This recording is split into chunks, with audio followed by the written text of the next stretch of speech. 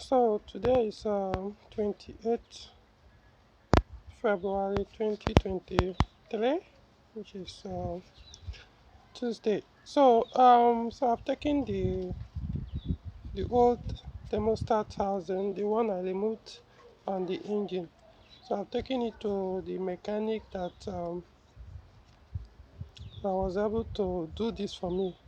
Now I can see the thermostat inside and some construction done on it. Oh, in the process, this place was broken, but it would still do the job anyway. Remember, this is just for temporary use. So the person was able to open the thermostat inside because you can actually remove it. So you can see this something introduced inside that now shifted it down and hold it there.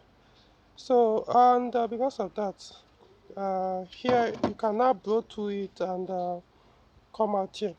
So it's now permanently open. Unlike before, when the thermostat is closed, nothing can come out from here. Nothing can go in or come out through here. But now it's all the pipes and the housing, they are all two, can blow through any of them.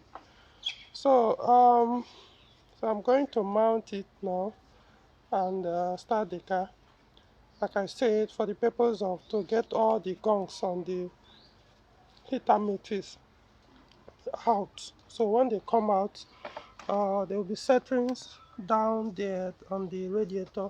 So I'll be draining, run the engine. As soon as it gets very hot, I'll switch it off, remove that lower radiator hose, so that with that pressure on the system, it will force everything that's gotten to that side out, including everything that will be on the coolant line, all those guns. So I'll be doing it gradually, depending. We'll see how it goes until I now see that what is coming out is clear enough that those guns have all gone out. Then can then introduce the new thermostat. Here it is. So I went to the market and so hold on, let me remove this. So this is the pack for the new thermostat. So this is the new thermostat. So I won't be using it now until everything comes out, until there's a need for it. Hold on, what to do with that?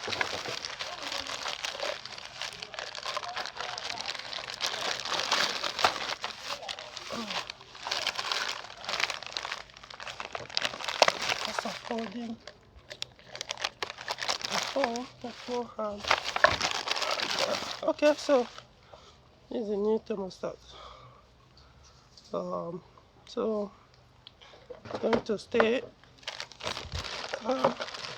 here for now. So this is the electro valve, the turbocharger electro valve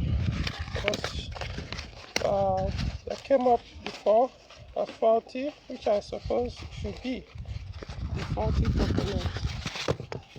So of course this is the one. So I'm going to swap it in, see what happens. Hold on, okay, so what else in the pack? Okay, yeah. Because of the old this thing, I'm going to apply this active silicone gasket on the old thermostat. Where did I keep that old one? Yes. So now you can see before the previous person that changed, because these have been replaced before now. So the person applied the silicone gasket maker here. So because of that, kind of affected the sale. It's no longer. You can see how the new one is. You can see the difference on the new one. This one has been pressed in. So that's the disadvantage of applying that sale. So I thought I could get another new gasket here so I can remove this one. But they said they only come with complete thermostat housing. The seller said he will try and see if he can get maybe from uh, non-functioning thermostat housing that the sale is still good, you know. But I just decided it's going to waste my time. Who knows how long it takes to get it? So I have to buy this anti-VC gasket maker. Now it's not as if I don't have this. I do. In fact, I mean not this particular brand. I actually have like a box of it. About is it 20? Forgotten how many pieces. But that one is I believe of higher quality of the silicone gasket maker, better than this. But I decided to go for this because I don't want the one that is of high quality. Now what usually happens is if you apply the high quality one here, there is a plastic pipe. Let me see if you can see it. Um,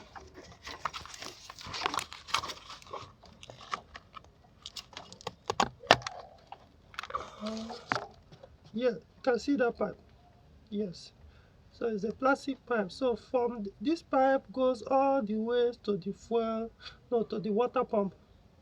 So this thermostat housing goes into it. I can see the silicone gasket maker, the old one they applied there.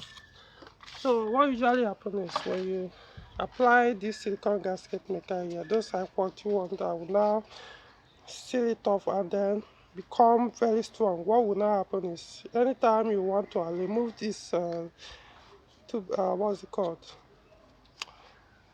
thermostat housing from that pipe, when you want to pull it out, this space will not move.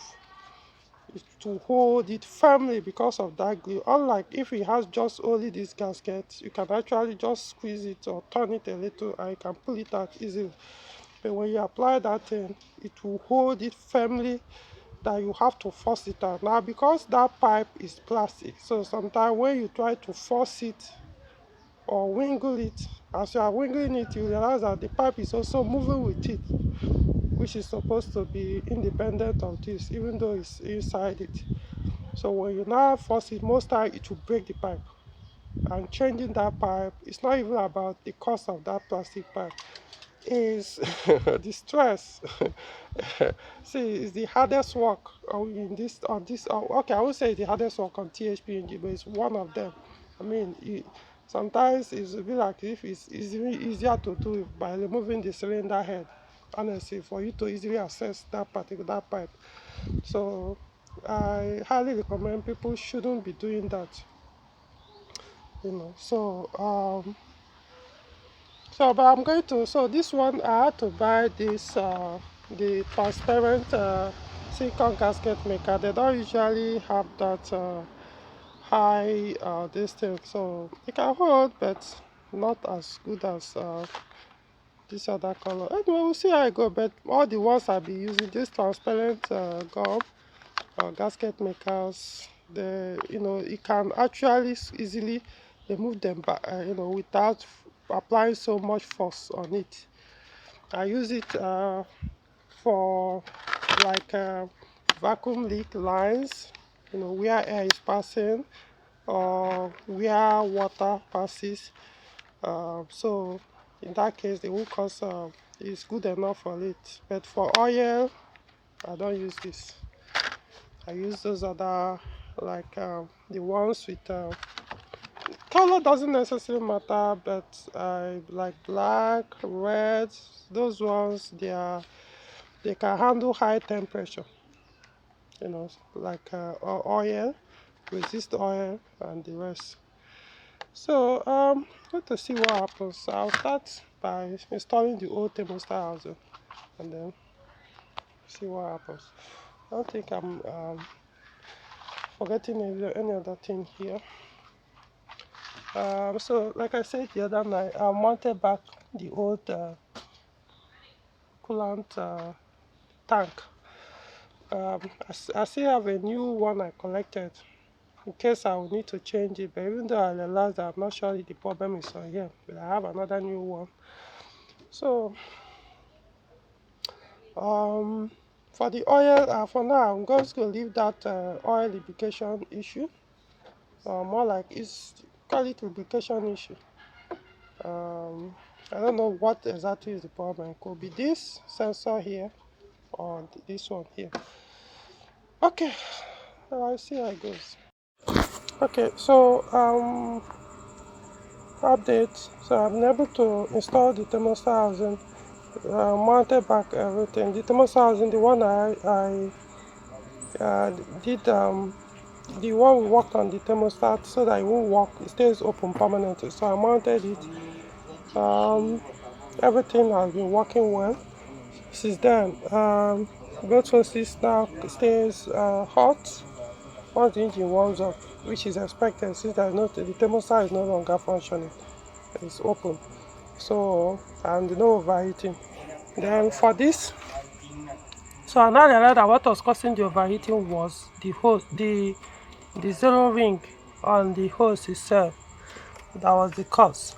So what we now did was I got my Teflon tape. So I applied. What I did, I now removed this the zero ring here, where the ring is supposed to be under that space. So I applied this tape there, just a little, then put back the ring, the rubber ring, then still apply the tape on top of the ring. Now apply, then put oil so that it can enter easily. So I put it, and ever since then, no leakage. I've driven the car for about should be maybe more than 50 kilometers now, and nothing, no leak from here. Temperature remained 90 degrees Celsius. Of course, it took it longer to get there, which is expected. There is no thermostat, so I will keep the thermostat housing, the new one, pending when all this sorted out, while I mount it. So far everything is okay. So now what is remaining? So as you can see from the scan tool.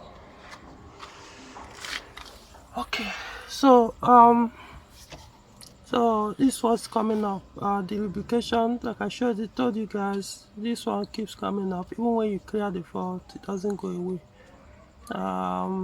Then this turbocharging circuit. So I don't think this is that electro valve, the dump valve and the turbocharger. I don't think this is it. You know, showing me P029 now, which now came up. It wasn't there before. So anyway, it doesn't really affect the power that much, unless when you try to push it very hard, press the throttle to the floor and hold it, you pull and pull, then after a while you notice a power drop. Then later on it will come back and start working fine again, without anything done on it. So okay, so I'll focus on the lubrication, so that I conclude on that one. Before the turbocharger one might take a while. It seems this one is not a fault that came with this oil mixture issue. Maybe it has been there before. So we'll figure that one out later. But so far the main work has been concluded, except this oil. Because okay, I've checked the solenoid behind the engine, the electro valve that is attached on the cylinder head. The cylinder that supplies oil to the intake camshaft diffuser. So that one is well connected. So I don't think it's from there. So I think that should. I'll just have to change the oil pressure, engine oil pressure sensor, which is not that expensive anyway. New one is available. So change it and see. So I think that is it. I think I've done the major part work on here. So the other ones that will need to be done on the car, which has nothing to do with this particular work that I'm showing on the video, which has to do with the oil mixture. So those ones I probably may not need to put them in the video. Suspension wall, this and that. Maybe even by the time I sort out this turbo charger thing, probably may not update.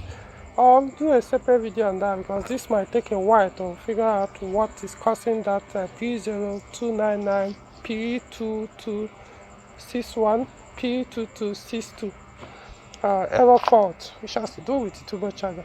So figure those ones out. At least I know the waste gate is okay. I checked that when the cylinder head was out. Wanted just to see if it was okay before mounting it. So that one is ruled out. Okay, so that's the update so far. Let's see what happens when you try to clear the fault, whether the oil pressure fault goes away. Okay, so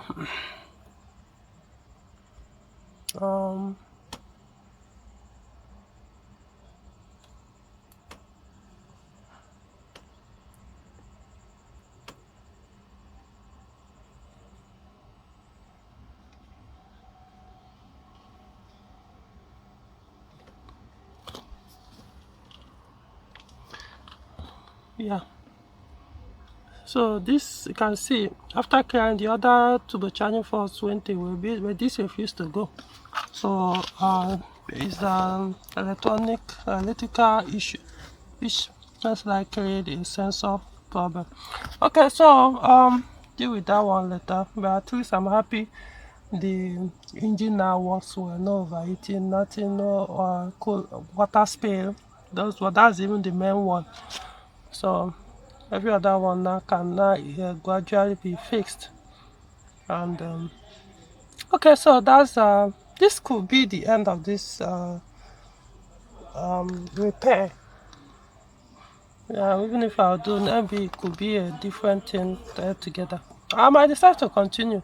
That this issue, the main thing has been found, fixed, and then because the new turbocharger, the new thermostat housing, I probably will take the owner, just keep using this one for some days, maybe a week or two. I want to be sure that those gongs have been removed before putting the new thermostat so it doesn't damage it.